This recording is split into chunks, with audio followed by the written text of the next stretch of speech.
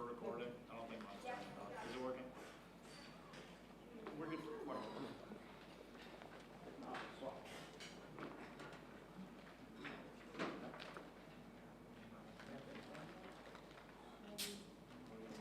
Oh, then that turned on? Got it. Okay. I bet they were saying that. This guy here.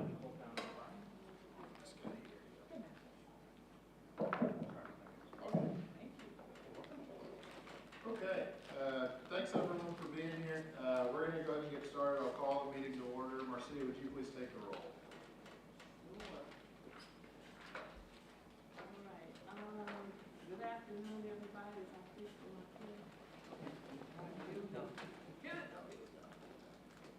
Christopher Bennett, Present.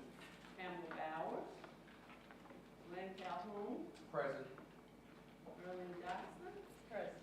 Terry England, Present. Marcia is here, Anthony Hobson, Michelle Hopkins, Present. Felicia Johnson. Present. Welcome. Thank you. Carolyn Jones, Here. Micah. I'm here. Okay, you're not A, you're here. Okay. Raven McKinney, Ross Meyer, did he slip in? I know he's Christy Phillips, Here. Sally Westline. You got form, sir. All right. Thanks, Aaron, for being here. It's good to see new faces and old faces and everyone else too. I think we probably have a lighter agenda today. Shara, I saw when we got this draft agenda, adjourning by 4:55 is ambitious, so we'll do our best. The trade I have been told is that our January meeting will not be that. So, first on the agenda is the review and approval of minutes from October 29th. Does anyone have any suggested changes to those minutes? Seeing none, is there a motion to approve? So moved. Terry, is there a second? Second. Carolyn, all in favor of approving the minutes from October 29th, please say aye. Aye. All opposed, nay. Okay, the minutes are approved. Next on our agenda is the mission moment. Kenitra, is Kenitra here? Oh, you're right there. There you go. So, hello and good afternoon, everyone. Today we have our mission moment, and I'll just do a quick, let me set it up before, a quick setup prior to. So for this mission moment, we're going to do an intro into our coffee and conversations, but also we're going to wrap it up with our first ever Providers Giving. So we have our coffee and conversation. This was kind of concept that came to life as we were in the pandemic, where we were checking on the mental health, the stability, and kind of doing check-ins with our providers. When we were doing that, we were partnering with each acres. They were kind of tapping into our providers, making sure that they were doing good. And from that, we kind of grew and grew and grew and figured out that our providers wanted more face-to-face check-ins with us, but we also wanted to tap in with them to get with the ever-changing, face of ECE, to let them know what was happening and giving them real-time updates.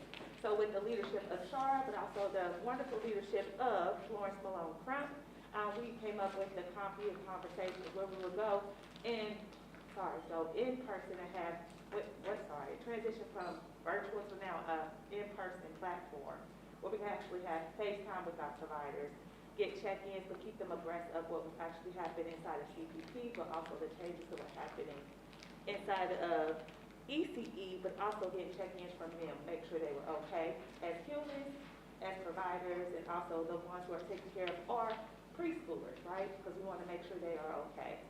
From that grew a desire to actually get together and celebrate and have Providers Giving, because we are always getting feedback, not just for our annual reports, but constant feedback from our providers, also through our provider council. So today what you will see is the birth of our coffee and conversations and check-ins there, but also our first Provider Giving. So, take it away.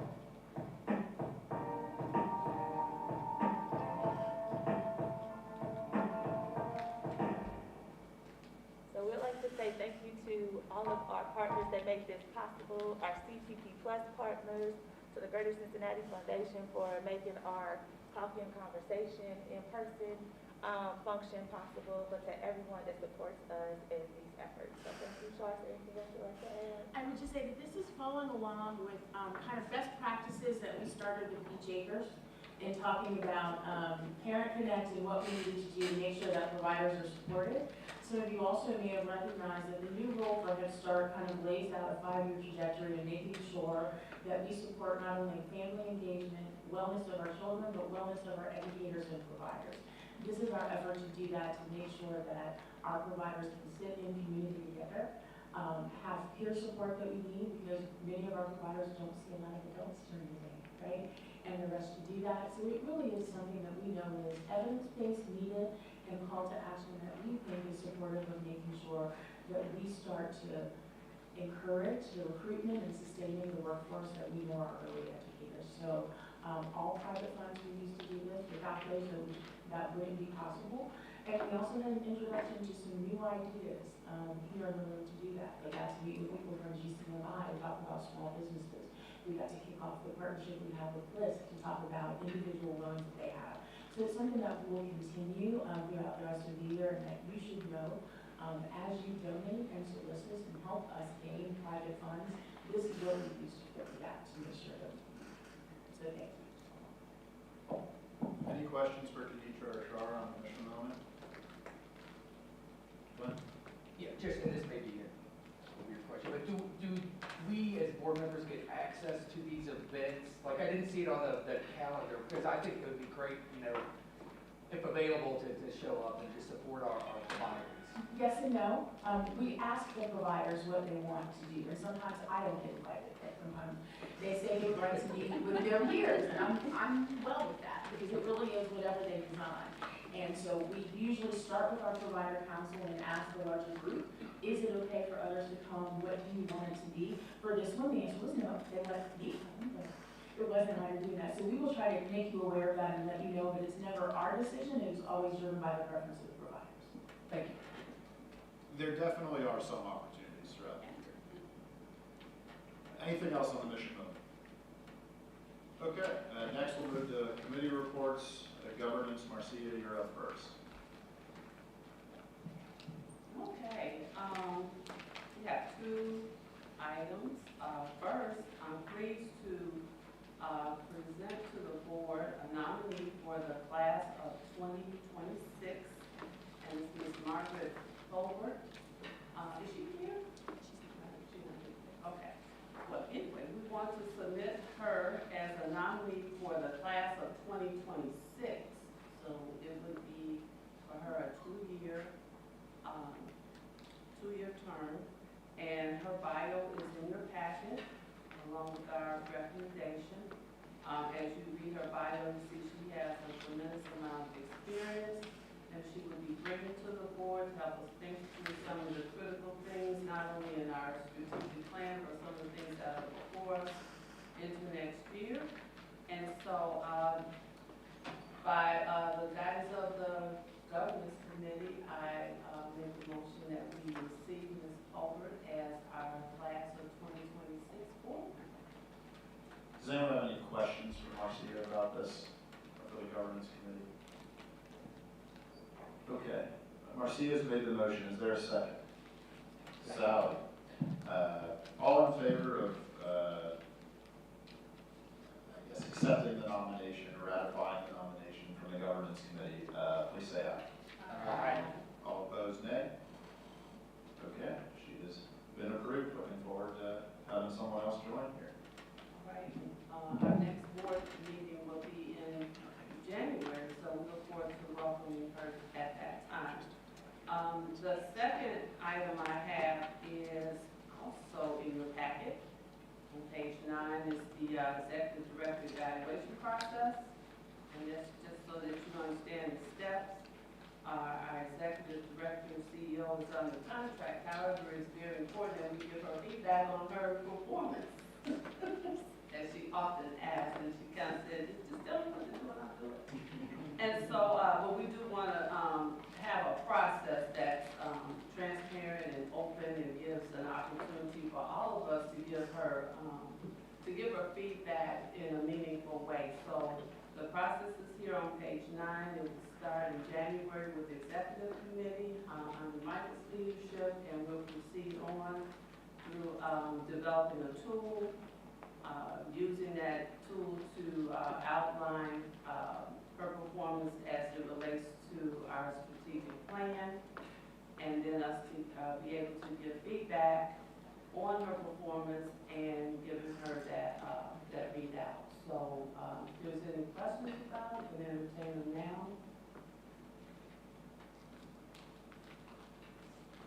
And that's all I have. All right, thank you. One thing that's sometimes awkward in our timing of how we do things is we bring new folks onto the board and then we start the evaluation of the CEO. So for those of you who are newer, don't feel as if much is expected from you in that other than the vantage point you've had so far, which is important still, but it is always we get to this point where I've been here for 2 months. What can I do to help evaluate? Are you saying that I don't make a good first impression? I am not. But I don't want people to feel as if, for those of you who are newer here, that there's a significant amount expected from you, and that it's an important thing that we do, and thanks, Marcia, for getting that outlined in the process rolling on that. I do have one other thing I overlooked. Want to give space to introduce our newest board members. Well, one not so new, but one very new. We're welcoming Pamela Bowers back. And we have a new board member, Felicia. Am I pronouncing it right? But I think Felicia go by Vicky. Goes by Vicky. So welcome, Vicky, to the board of managers of the Cincinnati Preschool. Promise you want to say a couple of things? Well, I appreciate being on the board. I am a provider for a center, so I'm here to represent myself as a provider. So if there's any input I can give from a provider standpoint, that's why I'm here, and I appreciate being on the board. Okay, well, your feedback and input will be very valuable as you represent our service area of providers. So thank you for agreeing and coming aboard and sharing this out. Thank you. Thank you. Yes, thank you, and thanks for raising that, Marcia. And Pamela, I think you and Sally are now the club of people who were here, left, and came back quickly, so it's a good club to be in. It is an honor. Tony slid in just in time for his report. You're up next. Well, I didn't know the agenda would go so quickly. Hopefully I can match that pace. On the back of the last page, marked page 10, is the summary of fiscal year to date actual budget and a comparison. This is our, we've seen this report monthly or at each meeting.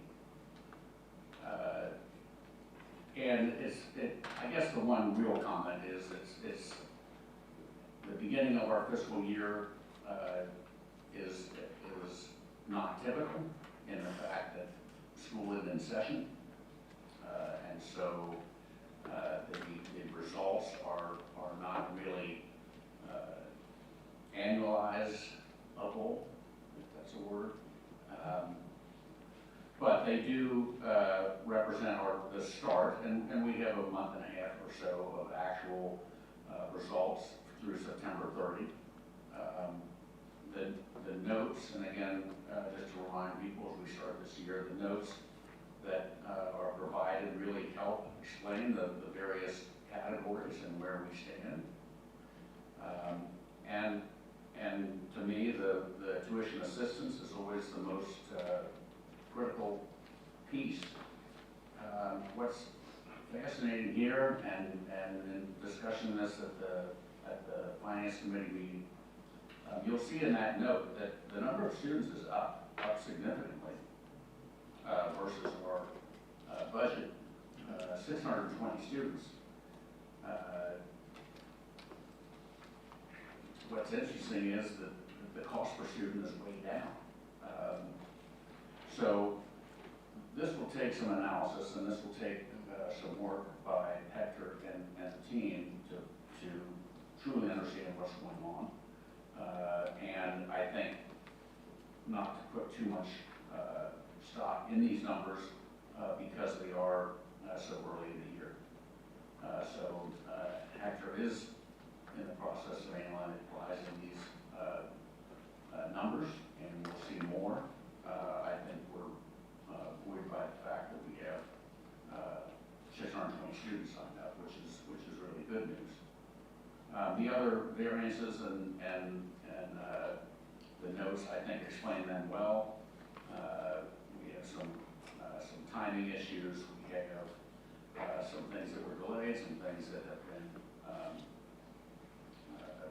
that haven't hit yet, and some unfilled positions. So all in all, I think we're comfortable with our start toward the year. And we will be analyzing the actual cost per student as we sift through the numbers as reported by our providers. Number of students is up, is a great report. Any questions for Tony? Any questions for Hector? One question, just for clarification, I understand. So when we say cost per student down, we're just saying that we're funding a smaller amount per student in tuition assistance? Yes, what we had budgeted versus what we've actually paid.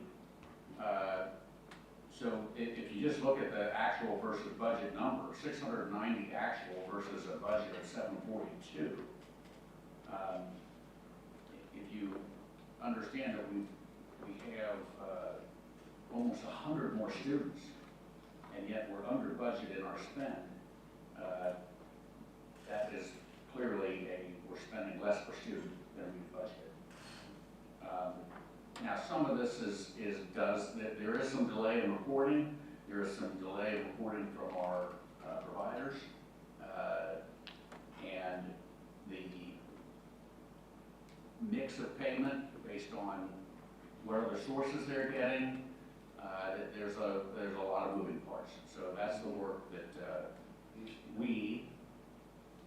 Hector is going through and analyzing for us, and we'll study that. It was an interesting meeting of the Audit and Finance Committee, and luckily we have some talented people in the room that are figure this out.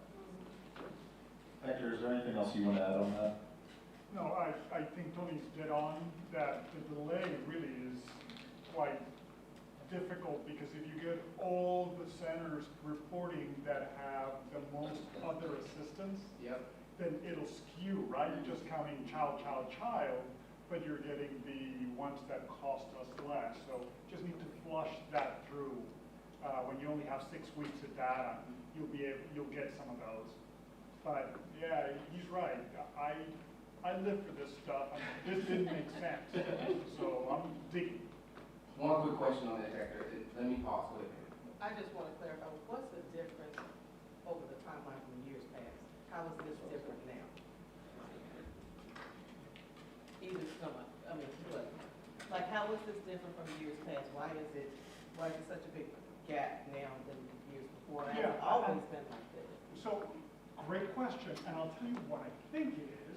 So you do the money answer, and I'll do the program. Okay, but we'll see as the weeks pass.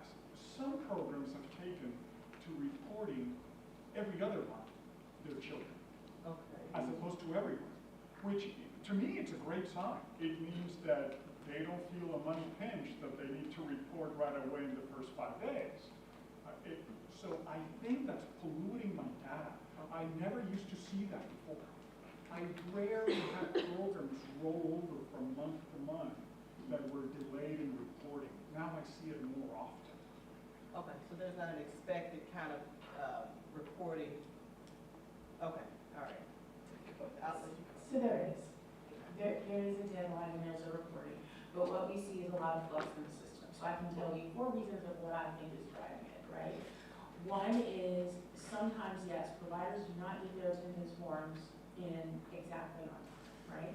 And we put in a new policy so that we can be more predictive of our budget, that you have 60 days to do that. The other thing to recognize is that we also have a shift in providers. Where the number looks constant to you, we have new providers that we're adding in and other providers that are going out. Logistically, sometimes that's challenging. right?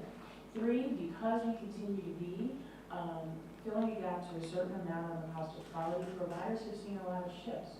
So in July, when DCY announced that you could no longer use certain funds for certain students, that mix changed how a provider may recruit a student, report a student, and an income student, right? We also know post-pandemic, we see drastic change in parents' income levels, where people were able to receive support for publicly funded childcare or other things. They may not any longer be able to receive that. So I would tell you it is a mixture of things that is a complication of the system, as well as administrative fatigue on the part of parents and providers. And I'm really glad that you asked that question, because I would never, ever again choose to do such a complicated algorithm formula for us to figure out, for which in many cases is the variance that we see in using this complicated formula may not represent savings, because we have to have a third party to help us figure out what this formula is, because our outreach and community engagement team has to chase down those forms for providers, because our finance director has to do double look, triple look, quadruple look to say, do we have an error? Do we have a variance in the system? And how do we predict it? It is a flaw that I think is not only for us, but the nature of the system. When we have layer funds like that rely on our manual process and variance in doing it, it is so hard to predict. And we are seeing changes this year where we may have had regulatory things in the system that look the same year over year. I would dare say in a post-pandemic era, we're never going to see 2 years that are going to look the same. Right? That may not have anything to do with us, that may have to do with DCY changes, that may have to do with other changes. I think we are in an era where things are being more unpredictable, and that's very uncomfortable for us, and we're going to budget and do a forecast. Yeah, we're concerned, but it's not a fix. Okay, all right. Thank you. Thank you, ma'am. Do you have another question too? Yeah, he's right on the. All right. It does sound like by January, our next meeting, we'll probably have some more data and some more analysis and be able to have a clearer picture of what it looks like. Tony, you have anything else from your report? Concluded. Any other questions for Tony on the finance and audit report? Okay, next for communications is Terry.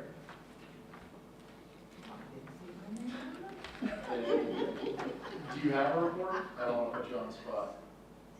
Yes. Okay. Okay, the Communications Committee has come up with some ideas on how to further and push forward toward the levy.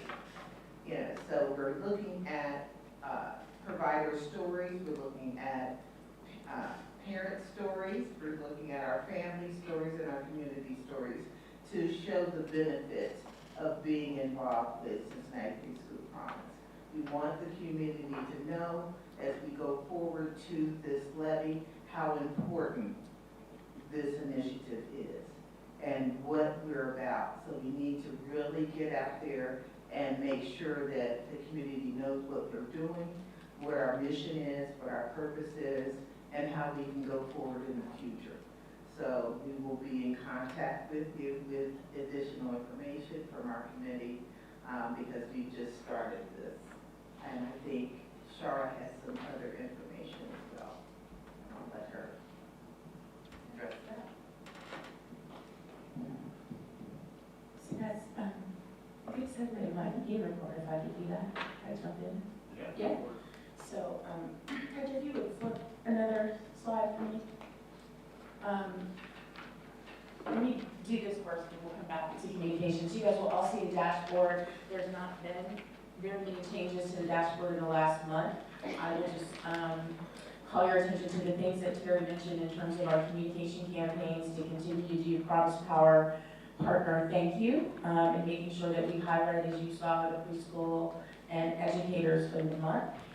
You will also see we've added some things, so our risk to reaching our programmatic outcomes, which is, new state policies and procedures, as well as some providers experiencing some revenue loss post-pandemic.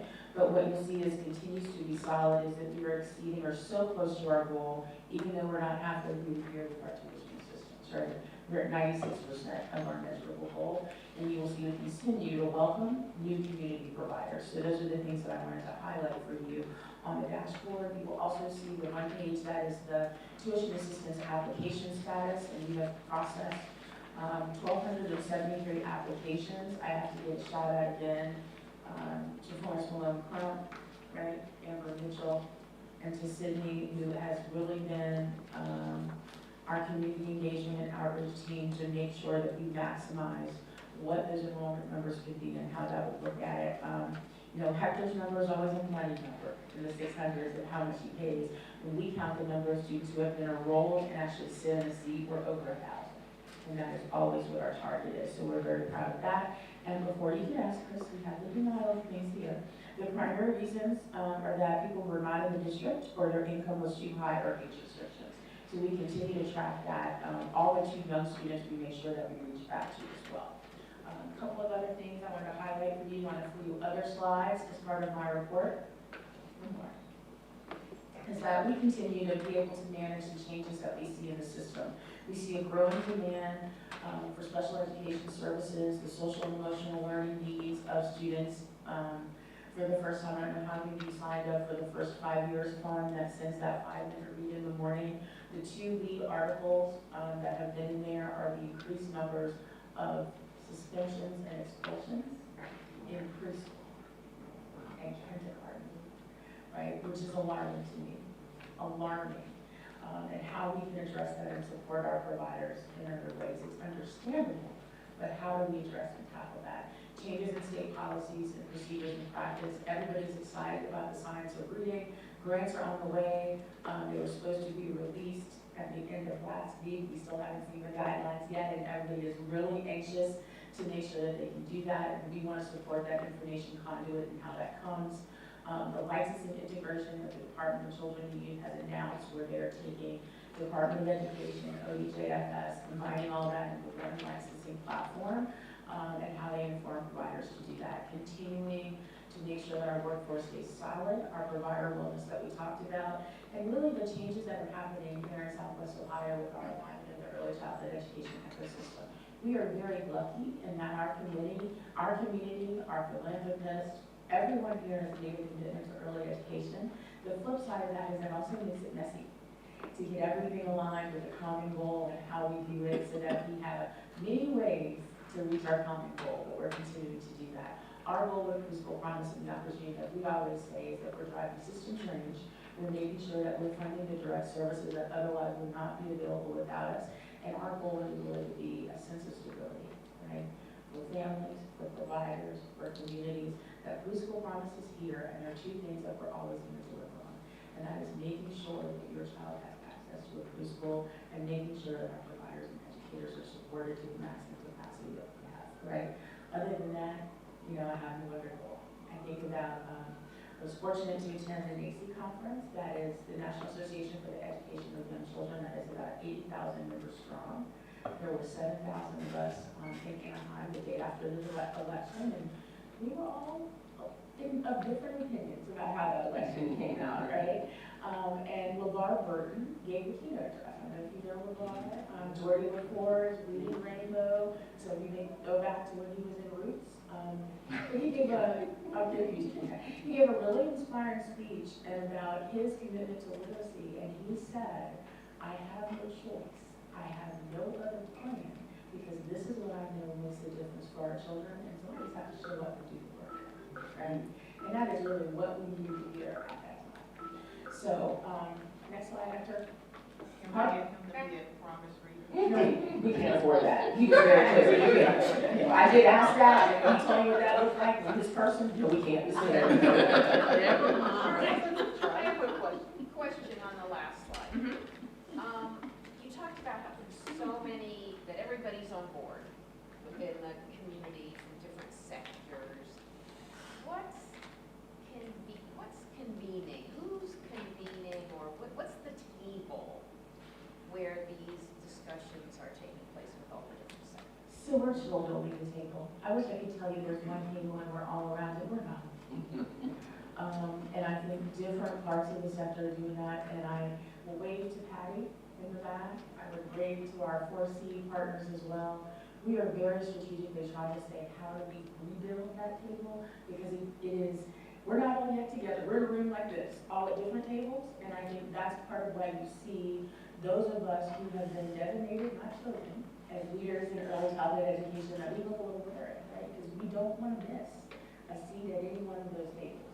And what I can tell you is, I don't doubt anyone's commitment to fostering a good part of early education. We're not yet aligned on how we best do that. And it's a struggle. So if you as board members, as all of you have, get a call from me that says, I need you to use your influence this way, I need you to tell me what's happening here, I need you to put in the good word here, that's because we're not yet on the same page. And I hope that perhaps as we start to talk about levy opportunities in campaign, that may be the segue that may bring us all together. So, okay. It did before, so. Totally not on this stuff, but I will forever have Kunta Kinte in my head. And he's a boy. So how old is he really at this point?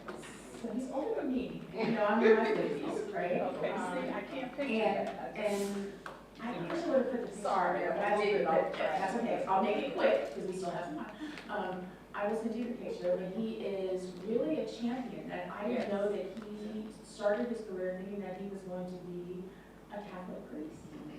And he was raised with a foundation in literacy, and he talks about his conversations that he had with Mr. Rogers, and how they felt their ministry was to touch children and really be involved in that literacy effort. So now he goes all around the country, around the world actually, promoting literacy and how he can do that.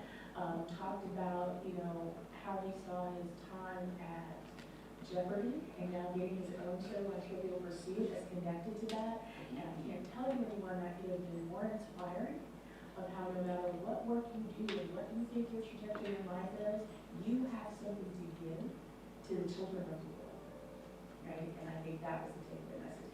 And maybe it's like a flashback of roots, right? Remember where we've gone. But I thought it was really good for us to give that context, because he connects with people. So not everybody remembers him from reading Rainbow, right? You don't know that. 67. Yeah.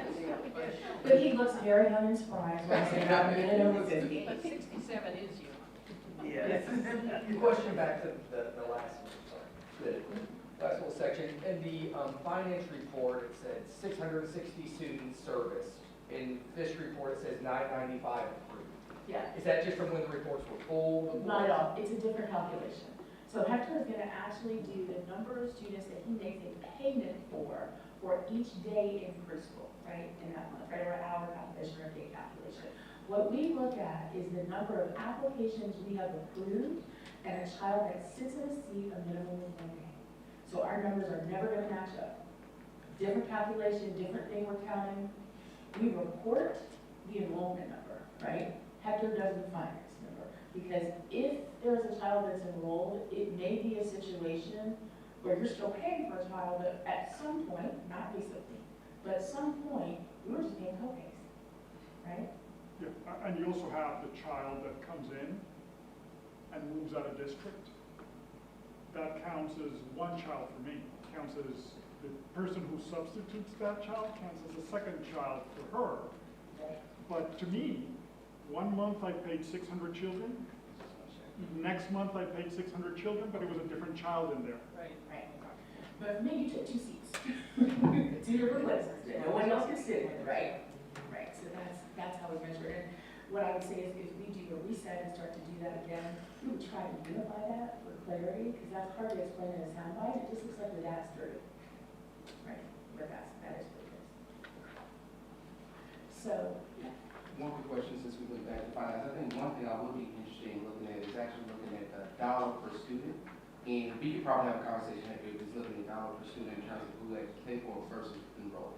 And broadly, the reason why I'm interested in looking at it, even going back a few years, it doesn't have to be month to month, not to suggest that, is I am curious is, as we look forward, one thing that I do feel is impeding is that it's fewer and fewer dollars that are going to be available under the current constraints. what can be provided for tuition assistance, and what the need is there.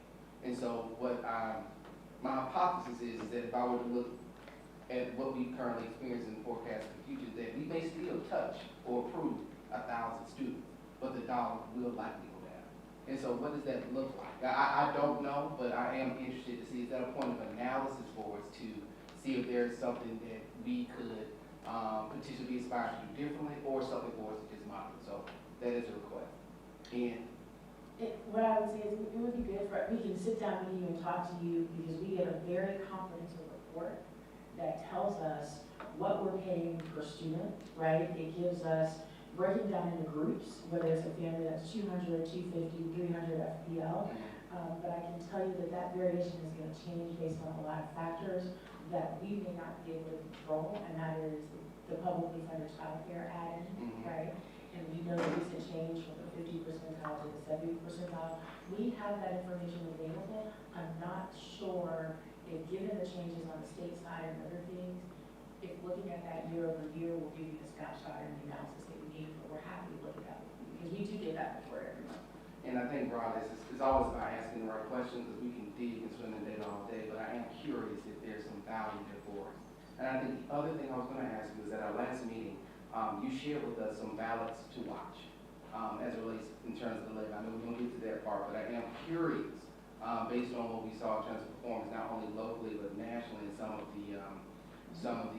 in this particular area as it relates to early childhood education. What did you see? Kind of as I work with the community, how should we be going into 2025? So I will pause there and let you think. So I'll say two things. Our strategy as Cincinnati Preschool Promise can't be solely levy focused, right? Have to be very clear about that, because that's not how our dollars are spent, and that's not what we do. Right? But that means we can't ignore the reality of what's happening. So locally, we took some hits, right? I would say half and half, and I can print you send you the article, and we'll do that in the Board of Managers update, with the article that ran into this career that explains how the levy failed and why they think they failed in certain places. Places very close to us, like Anderson Township, that we know have been ready to help, right?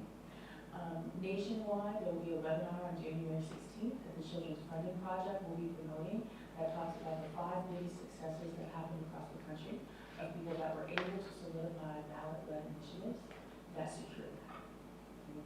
So we are thinking about that in the big picture, and I am very intentional in thinking about how we build something that is not always going to be levy-driven. So it's, thank you for setting me up with that question, because the other thing that I would say is, as we start to look at, we can flip to the next slide for me to after, as we start to look at, those are our priorities coming up. It is that strategic communications that Terry talked about. It is our fiscal budgeting, forecast, and planning, because for the first time, we will have a forecast early in the year. We have to be very clear about what we think is going to be happening with the next year's budget, because we have such a low amount of underspend.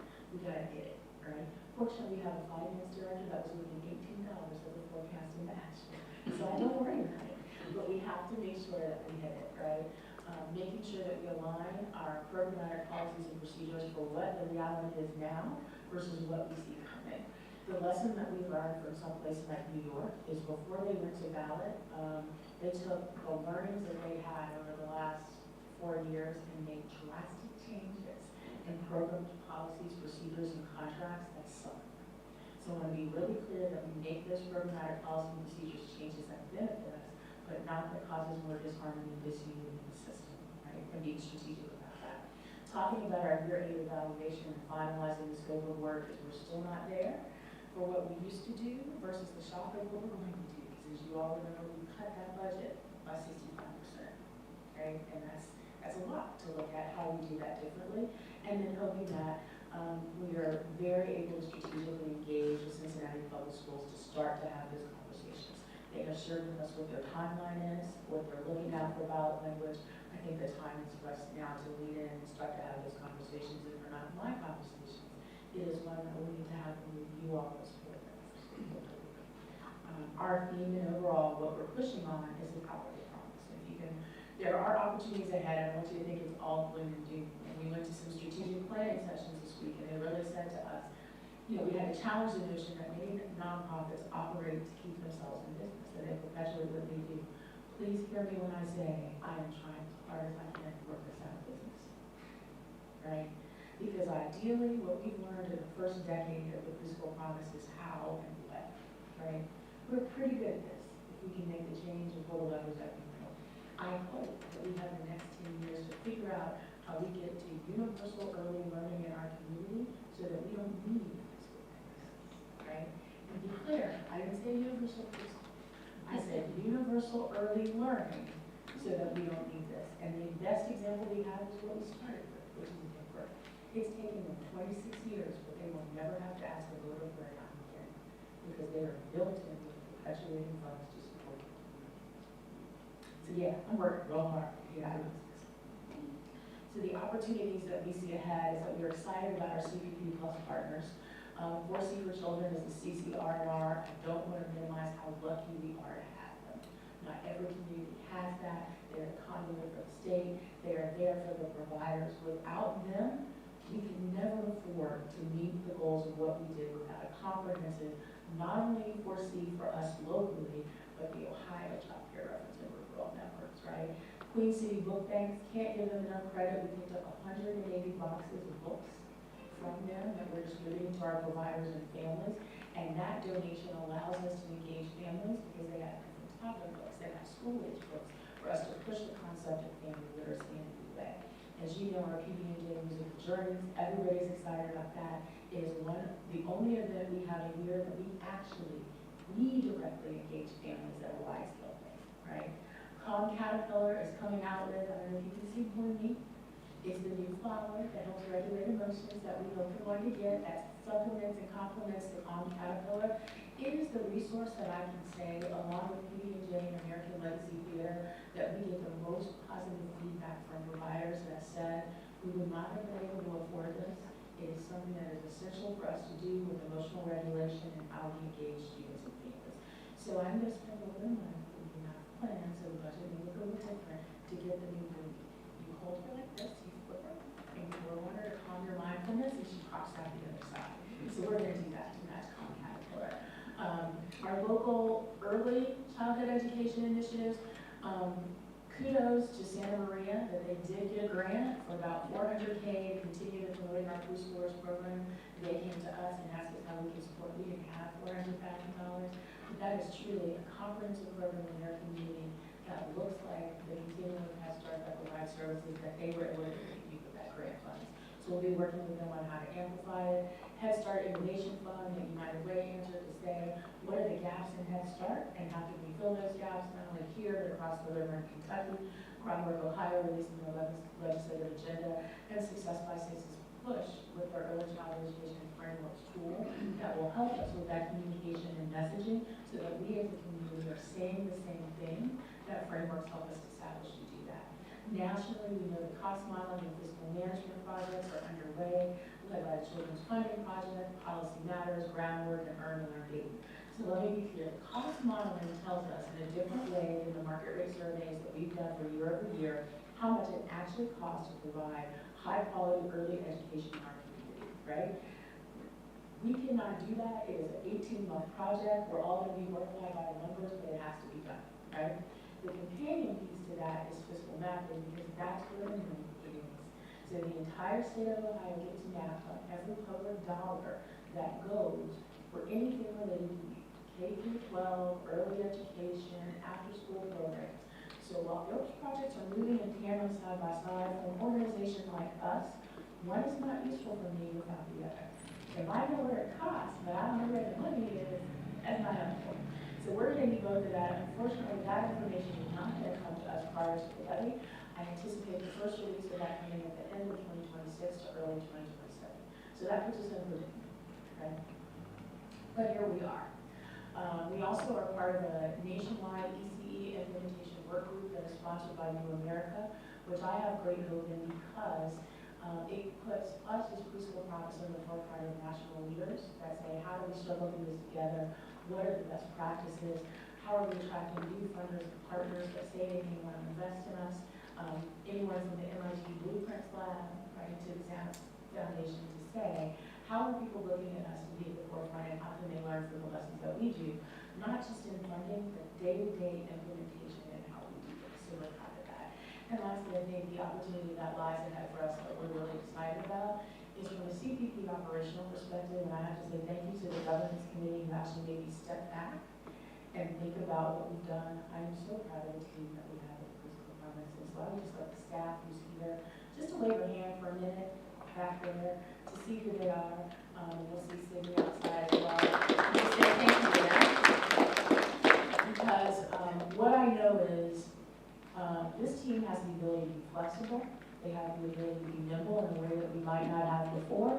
And what's going to happen is we're going to get it done, no matter what, because we have too much at stake. And it allows me to be creative. And as we say, out in the street, talking to people, hustling people, well, I know the home front is solid.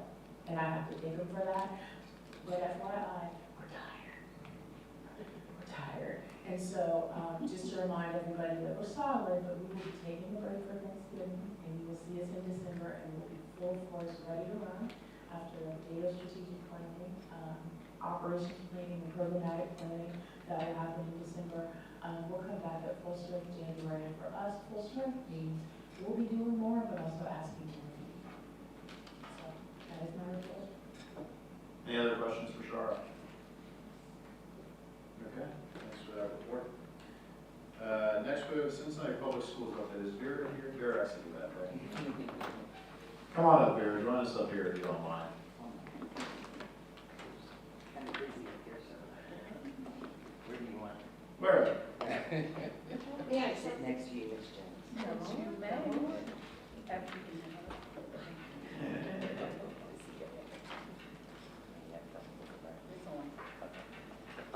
Just a real quick report, happy to announce that our board last night, we have Superintendent Murphy and Deputy. How about the red light? They voted last night that the superintendent will be Ms. Murphy, Superintendent Murphy, and Deputy Superintendent will be Dr. Smith. So we're very pleased about that. Phase 2, I know I mentioned it last meeting. It was stated at the board meeting last night that there will be a vote on December 9th for phase 2. And let's see, our numbers right now we're at 1,890. I don't have exact tuition assistant numbers today because I've been out in the field all day. So, but please know that, as I said last time, those numbers will look lower coming up because we increased our ECE grant. So we have submitted all 600 applicants for our ECE grant, and 120 of the 600 seats are full-day seats. So since our PEO or expansion dollars are last dollar in, those numbers will go down because we raised the grant numbers on the other end. And that's about all. I have to say thank you for that, Vera. We're really glad that that was able to happen because we know a lot of those receipts were returned from community providers who said the ECE model was not working best for them, so that we were able to keep those seats in our region. It's very important for us because it demonstrates at the state level that the need is here, and when they do reallocation in future years, that we will have access to that and those funds. So thank you for that. And there is one wish. I had a meeting with our testing and performance department and with innovations, and an ask of CPS to CPP is if we could please start tracking your 4-year-olds exactly where they are going next year as kindergartners. That has been, we have asked families when they enroll in kindergarten where they attended preschool, but that's on what a parent or family tells us. We need to get stronger on our data there to see exactly where the kids are flowing from when they are getting a preschool experience through our organizations and where they're actually landing as kindergartners.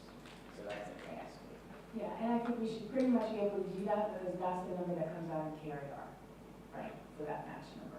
So we should be able to do that, right? Yeah, well, most of the time if we know, like if your private providers or your providers are doing this transition meetings, if those providers can provide you all exactly where they're saying that transition meeting where they're planning on the child to go, it makes it a lot easier even through our databases actually see if the child actually attended where they said they were going.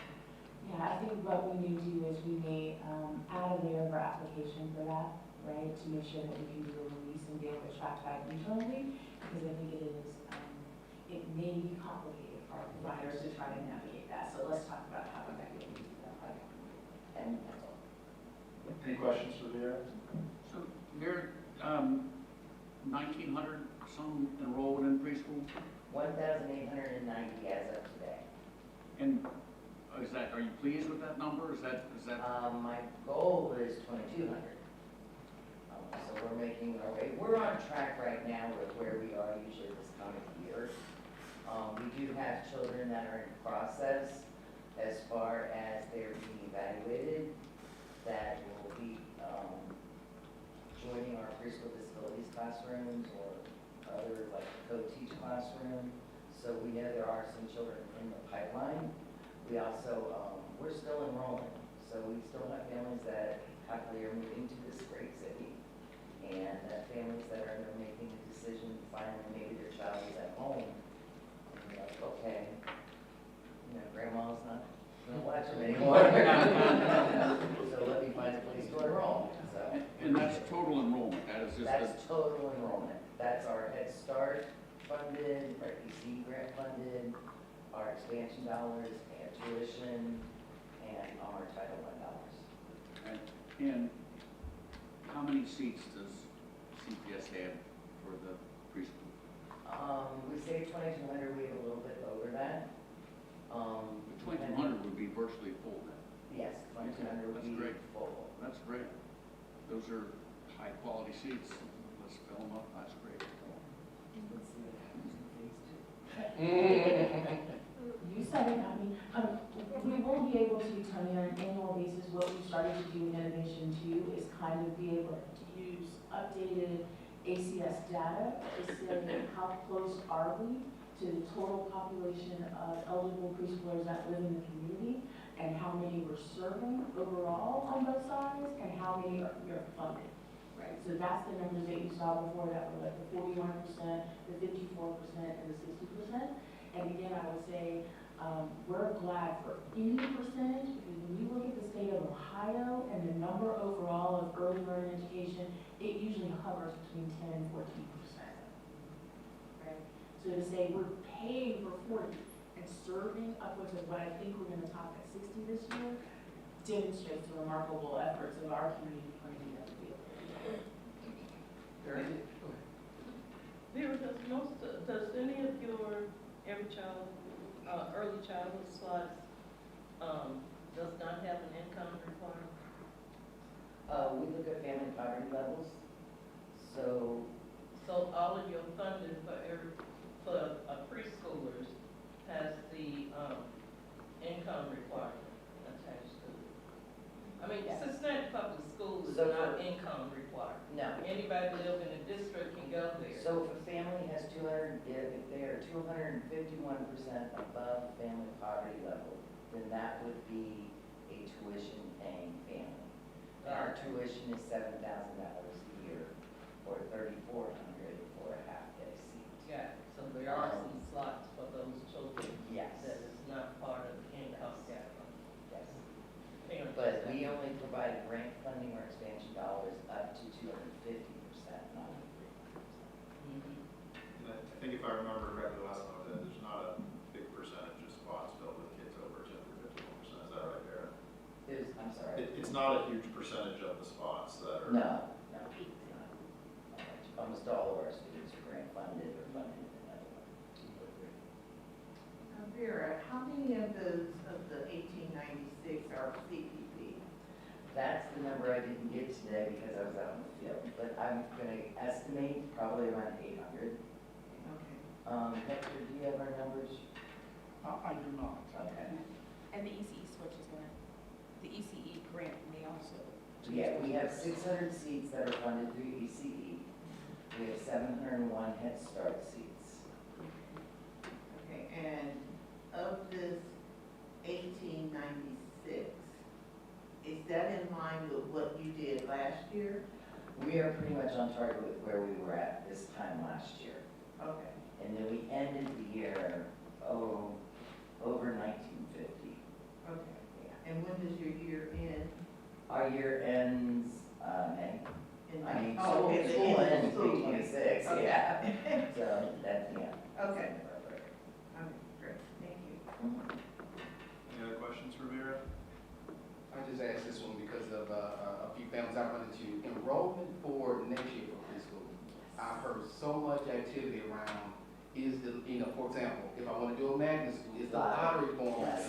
How do I register? How do I get in focus? How I don't get, I want you to get any And I perspective. did just get your message, so I apologize. Lottery is open. Currently, we're asking families if they are interested in a lottery seat, and that is preschool all the way through grade 10, 12. If they are interested to go ahead and complete the lottery on our webpage, at this time, until the board votes on phase 2, which is on December 9th, you're not necessarily selecting a school yet, okay? But definitely do go ahead and fill out the application, because that automatically puts your child in the lottery, and then the district will be notifying families to then go back in to select their location. Any other questions? One more. Okay, the communications between the community providers and CPP. When you have seats that are not being filled at your neighborhood school, are those slots being communicated with the community providers in that particular neighborhood? Because this is a partnership, and we would like to see that ongoing for the community providers as well. So if I'm understanding your question, meaning if I have a classroom that we have not filled the seats, Know that you have filled the seat. that we have filled the seats, if the process has remained the same, that if we have a school that has filled their seats, we do first offer them a seat in a different school located. If they choose not to do that, then we do give them the list of providers. Okay. Great. We still keep that communication going. I was, And I'm a little nervous about what the state's gonna do, as we all are, as of July 2025. right. Because I do hope that they will not say it has to be one or the other. I think it's a great partnership that we can use it all. Right, and that's a fear that I have, and I would like to see that ongoing. Ongoing, most Yeah, definitely. because historically it has not. Yes. Thanks, Vera. Thank you. Please take back on that request that we'll link up and do our best to figure out how to best solve that, and also our excitement about the newly announced administration. Looking forward to working with them. Thank you. Thank you. Last, we have observers' comments. Do we have any observers here who'd like to make comments to the board? Anything else from any board members? Okay, well, December is off. Our next meeting will be January. It sounds like we're gonna have a very packed agenda in January, so be ready for that. But until then, wishing everyone a great Thanksgiving and holidays, and staff, we hope you guys are able to rest up a little bit during the much earned and much deserved time off coming up here. With that, are there any motions to adjourn? So moved. Terry, second? Second. All in favor, please say aye. Aye. All opposed, nay?